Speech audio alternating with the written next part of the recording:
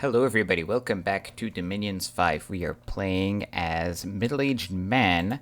This is going to be the first episode where we actually get into the game. But before we do that, there's something I forgot to mention. I know it's amazing. I spent half an hour talking last episode, and I didn't mention this. But, yeah, I just wanted to mention one of the most common pretenders that people use for MA Man is a Tiwaz of War, I believe it is called. This guy. And he's a great choice. This guy gives you fire, air, earth. I picked four for no particular reason. So you get the fire axis that you need with earth and air together. You get like elemental staves if you want to. Air 4 also gives you an easy way to craft. So, the air boosters at a minimum take air 4 to make. And naturally, you can only get an air 3 mage. Our crones are only air 3. So unless you wait until you get an elemental staff somehow, you need to have your pretender to make air boosters, basically, is the moral of the story. Now, we have a way on our pretender, and it involves elemental staves. Like, it's very complicated, too. I didn't take air on my pretender either. But the reason for that is because if we look at, I don't need... Because I have communions, I can boost my air as high as I need to in order to cast the battlefield air spells that I need to cast. So I don't need the boosters that much. Now, my pretender has a way, if I get an elemental staff, that I can... No, I don't... Yeah, I can make elemental staves, and then if you had an air 3 crone, then you could forge the air boosters, is how I could do it, right? But anyways, that's just something to keep in mind. So this is a very common chassis. Now, with this guy, let's say you take him dormant, you can still get, let's see, these are the skills that I took. Something like this. So you can definitely have this kind of a guy, and then can be a super combatant later on, right? You can forge him some nice gear, maybe you add astral or something to get a good cross paths. Anyways, I went with a rainbow to have more magic diversity, but this is also a totally viable option. Anyway, so I just wanted to mention this. Okay, let's jump right in. Actually, I think I don't actually have the first turn. Let's see. This might be sort of turn 2. No, this is turn 1. Okay, I do have everything. All right, so we are playing on Peliwir, which is one of the 2 default maps that comes with the game. I actually think it's a very good map. It just gets played a lot. A few important things to note about this map. So first of all, there are roads. The roads are very important. They connect, they reduce the movement cost to go from provinces significantly. That combined with our excellent map move means you can reinforce very quickly from one end to the other of your kingdom. So roads are important. Also, on this map, there are many of these farmlands, these provinces, that have very high income. So you like a large farmland. So this farmland normally is just a high income province, but some of them are super high income, almost as high as a capital itself. So it's really important to try to secure those high income provinces and get your forts up on them. If we look at our opening position, we can be glad that we did not start next to the lake or ocean or whatever, because East is for sure over here, and we do not border East. So thank goodness, because East is always going to go on land and attack one of the neighbors, and we have nothing that can deal with this cavalry, literally nothing. So to be fair, no, not to be fair. So that's one of the problems with man, is that there are just some things that they just cannot deal with. We don't have very special tools that can get you out of sticky situations. And, blessed Movark Knights from East is just one of those things that we're just screwed. And obviously later when we have some research done, we have options. But early game, there's like nothing you can do against that kind of rush, unless you had like an awake dragon or something. But even then, like your dragon might die. Okay, so this is just our first turn. We see that next door we have a very nice province. And so what we're doing on our first turn is we are prophetizing our commander, because why not? And then we are going to ping. We're just going to attack and retreat because this is a beautiful province. I'd love to take it. High resources, high income, but it's probably got a million things in it, so we'll get an exact head count. Now, man starts with these garbage guys and then some longbows. These guys die to everything. I have found that you can expand successfully by having just a few knights in front, and the knights will then basically take over the expansion. In having two production scales means that you can always get two knights. If you are lucky, you can even get a knight and a unicorn. Obviously, we want to get these first, but if we took one of these, we can only get one by next turn. So you can always get two knights on the first turn to expand with if you take prod 2, and so that's what we're doing. And then we are, one of the things, if you're playing against AI with a high difficulty setting, they have like infinity gold, and so they always buy all the mercs. But against players, you can bid on the mercs. And in particular, we are building cavalry, so we have a lot of gold left over, and so we're spending that gold on mercs. So I took whatever was available, which in this case was a bunch of archers, which are crappy, but, why not? So I spent like a bit more than the minimum. And then as commanders, this is weird, I know, we are getting monks. But remember, monks can research, and they will help to... we can use them to do a lot of things. We can use them to scout. We can use them to reinforce our armies. They're going to be very useful. So typically this is how I open. I get 2 monks and some knights. Also, importantly, they take like 1 resource. Like a mage is also an option. But also we're trying to save gold to get the mercs and so on and so forth. So that is it. That's the first turn. Not much else to talk about. Why don't we load up the second turn right away?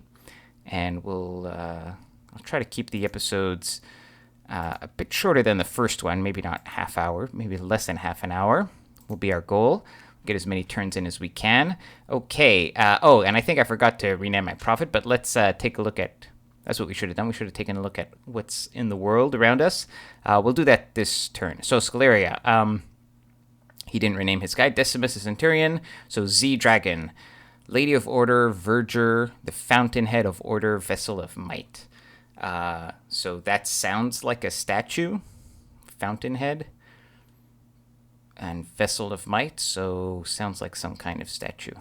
And then Man, that's us. And then Marignon, Fleuret the Troubadour, so that's his scout, or he's got like a spy scout kind of guy.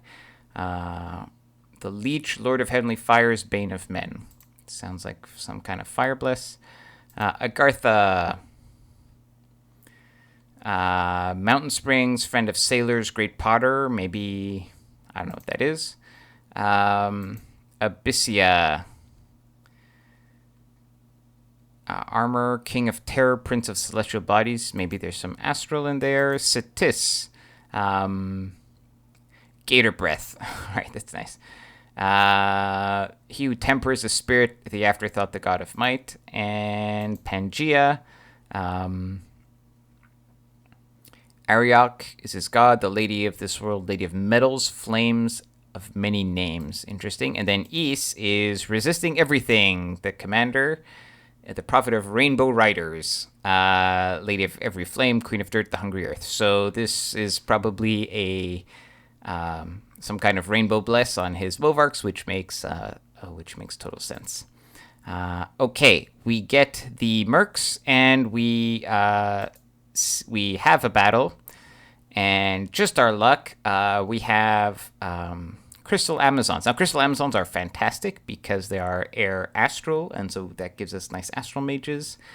However, they have flying guys in that province, and so they just kill the scout, so we lose our scout first turn. But that's okay. Now we know. Yeah. And unfortunately, so this is good and bad, right? So now we see what's around us. So let's first talk about what's directly in our cap circle. So we have Amazons here, and we have Amazons here. So this is actually great. Like Amazons are good, right? And this is the water nature Amazon. This is the air astral Amazon. Both are good mages.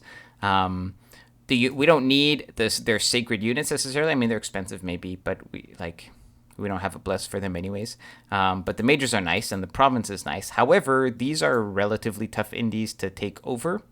These guys have flyers, so you need to have like an army that's big enough where you can kind of hold and attack flyers, and then an army that you can send to kill the archers, so the archers don't get lucky and kill your commander. Anyways, it's a bit tricky to deal with these. These guys, you just need a bit of muscle, and it looks like there's a lot of Amazons in here. And the reason that's an issue is because I want to get to this province, right? This is a valuable province. I don't know how much it's worth, but it's probably worth a lot. And I also want to get to this province. So I want to get to this province, but I can't because this is in the way, and I can't get all the way around it. So this is why this is unfortunate. And let's also, before we go into my orders, let's actually take a look at the world at large. So let's look at the thrones. This is 9 ascension points required to win. Most of the thrones are pretty small, and a few level 2 thrones. Now, these thrones are important. It's important to know what these thrones are because some of the thrones have nice mages that can really increase your magic diversity. They're very good mages. But Throne of Laws just increases order. That's nice. Magic resist, sure. That'll be good for our casters, I guess. Astral strength for a bless. That's not important for us. See, this is what I'm talking about. Actually, this is fantastic. Dominion gets growth, and you get these mages, which are air and nature. Now, we already have air and nature, but these are guaranteed air too, which is nice. Still, this is a great throne. That was spring. Pestilence is a terrible throne. Well, I mean, if you're most living nations, because your dominion gets death +1. And Throne of Night, Blessed Troops gets dark vision, whatever. And the last one is a high throne, just spreads dominion, which is actually kind of useful. And then the level 2 thrones, we have Fortune. Dominion gets luck, sure. Throne of Death, which is another bad throne for death. And then Throne of Life, which Dominion gets growth and nature. So we actually don't have... they're pretty average thrones. We don't have some crazy mages like crystal mages or the fire mages that would be really useful for us. But anyways, that's just an important thing to note. All right, let's look at our orders. So we have now we recruited 2 knights last turn, and we've added them onto this army.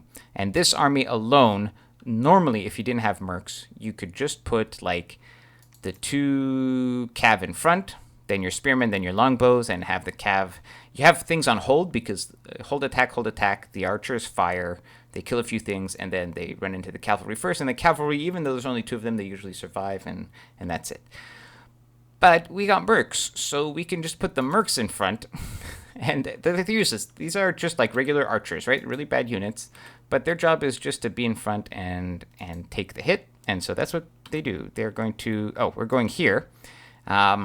This is a big pile of... But Deer Tribe are very weak. But this is a lot of them. Now, it could only be 30, but it could be like 80. But I'm confident enough with all these mercs that I'll be able to take these guys on. Because also Deer Tribe have like no armor and no shields. And so they just die to archers really badly. So yeah, so that we're going to kill these guys. And then I am poking these guys with a monk. Just to see exactly what is up in here, because what I'm probably going to do is I'm going to attack here, and then on the next turn, I'm probably going to reinforce with the latest 2 knights, and we're going to add it onto here, and then maybe keep going this way. So that is the plan. And here I just want to make sure heavy infantry is not scary, but heavy cavalry is scary. And so that's why I need to poke to see how many there are. Because if there are too many, then we'll go maybe this way. So yeah, that is the plan for next turn. In terms of mercenaries, there is another set of mercs, the Barilk City Guard. Again, these are really shitty mercs. They're like spearmen. But we have the gold because we're just recruiting knights and monks. So we're going to spend the gold on mercenaries. All right, let's fit in another turn. Let us quit and continue turn 3. Okay, let's look at this battle. This is our expansion. So yeah, so we did not. It wasn't like a ton of deer tribe. And let's speed this up. So notice where I put my longbows in the formation is just about the maximum range of longbows for them to hit like the middle of the field. But these archers had to step forward, right? So this is, you can tell, this is about 10 units because these guys have range 45, these guys have range 35. Yeah, and then the knights are in front, and these shitty indies can't kill knights. Barbs can kill knights, but most shitty indies can't. And so we win, and we lose 5 archers, but they're not mine, so I don't care. And 2 spearmen, but these guys find a way to die no matter what you do. And then here, we wanted to know how many heavy cav, and it turns out there's 12 heavy cav, so we are not going to fight this right away. Our heavy cav is better than this heavy cav, but we don't have enough. Oh, wait, but maybe I do. Hang on. Because we got the mercs. So, yeah, so we decide, you know what? We got a ton of mercs. We're just going to go kill the heavy cav right away because, so we want to clear our cap circle to get resources. Because the more resources we have, the more of these knights we can recruit. So now that we have one bordering province that's giving us resources, we now have enough where we can start recruiting Unicav, Unicorn Cavalry, or Knights of Avalon, because we can get 2 of these per turn, at least, and then we'll get more and more as we clear out the rest of our cap circle. So we are taking. So a few things have happened. Last turn I didn't mention it, but we have a monk out here. He's already building a temple. We're going to start pumping out monks right away. I recruited the mercs in this province. Wait, no, he's the archers. Sorry, I couldn't. Of course, that doesn't make sense. So the archers with my profit expansion party are heading here, and then the mercs are heading here, and then the monks with the extra 2 knights are also heading here. And then an extra monk is just researching. These 2 extra monks are researching. This guy is building a temple. I think he retreated. He's the one who retreated from here, probably. And the nice thing about having these monks is that every turn, every time I get new cavalry, I can just put them on a monk and send them to join the front line. So it makes logistics really easy. I don't bid on these guys because now I don't really need them. So normally you can't take on heavy cav this early, but we got like a pile of sacrificial militia. Militia are like the worst unit in the game, but that's okay. Their job is to say hello to the cavalry. So we got mercs in front of mercs, and then our cav is on the side, and that is the plan. Let's fit in another turn. Oh, research. I should have mentioned that. So we're doing research now. We're also recruiting a small mage.